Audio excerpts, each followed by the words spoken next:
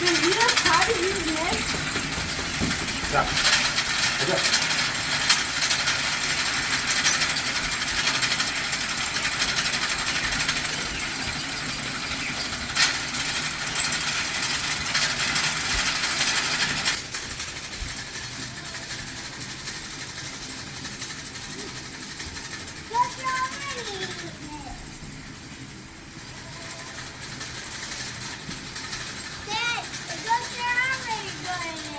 Yep.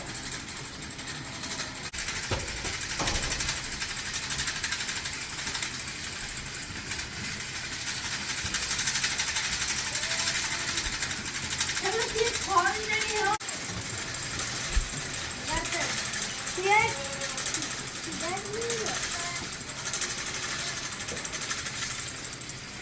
We'll start again on top. Okay. Yeah, same like we did before. Like this? Yep. Well, we're back. It's a few days later. We've been super busy, so haven't had a chance to wrap up this video, but I figured I would wrap it up here by kind of talking about this baler a little bit that we picked up. So we got this. The shaft broke on that New Holland, as you know, and I wasn't really sure what I wanted to do. If I wanted to get a different baler or just try to fix that one, which I think I still fully intend on fixing that, but I needed something going. I still do have the little International, but kind of would like to upgrade something a little bit anyway. Didn't have a lot of extra money to spend at the time, but did some looking and this popped up.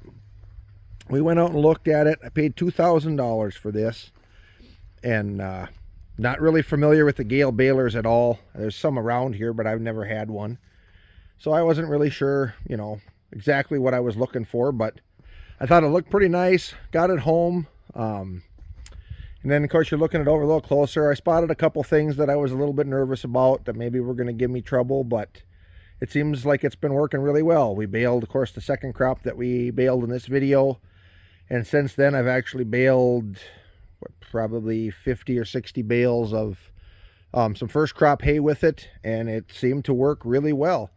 I had a little bit of issue with it starting bales a couple times, but I found that if I sped the RPM of the baler up a little bit, it worked fine. So the only issue, the only complaint I have about it, which is just how these were, the way I understand it, is that you have to have hay being fed into them to catch the twine for them to start tying. So if you get to the end of a windrow and it's timed out right where it starts tying when there's no hay coming in, sometimes I would have to cycle it again, but other than that, it worked well. I didn't have any trouble starting the bales. Took in some really big windrows, no problem. But I mean, it seems pretty clean. I had a little issue with the pickup when I first got it. I had a little trouble there, but there was a bearing collar on the one bearing that was missing, and so it slid over a little and the cams jumped out of the track.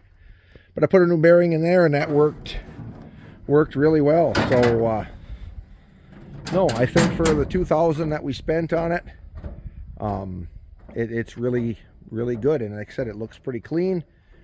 It probably is going to need belts either shortened. I mean, these seem like they're in pretty good shape. I'm not real familiar with the belt balers, but I know there's a few splices that are not great, so probably have to give them some attention. But yeah, so that's what we picked up. It's bigger than I wanted. It will make a 5x6 bale. I have it set for a 5x5. But yeah, it seems to work good. So that's probably going to hang around here. Like I said, we'll see what happens. I know I'm going to get the New Holland fixed, and now I have, of course, 3 round balers, and I don't need that many. But I don't know if we'll be doing much more baling with this year because the hay is about done. But like I said, we get into next year if we got them all going, and see when we get a little more hay through it if it keeps holding up. Otherwise, we might get rid of all the other ones and find something different. Who knows? Time will tell on that. But you can leave in the comments if you've had one of these, or if you're familiar with them at all, what you liked about them, what to watch for, things like that. So yeah, but that's what we got, and so far it's treated us pretty well. All right, so we're going to wrap this up here. We're going to be getting ready for our local fair that we go to, that we show in all the time, the Carlton County Fair. And I just wanted to mention, if you want to go check out a fair, it's a great fair to check out. We'll be there, I mean, pretty much the whole time if you want to stop in and say hi. And I also wanted to mention that they do have a blue ribbon auction for the 4-H kids. And if you're interested in donating to that at all, attending the auction, it's a great way to help the 4-Hers raise money. And Jen, she's going to leave in the description there some information about that if it's something you'd care to do. But until then, I want to thank you all for watching. Hope you enjoyed the video. God bless, and we'll see you in the next one.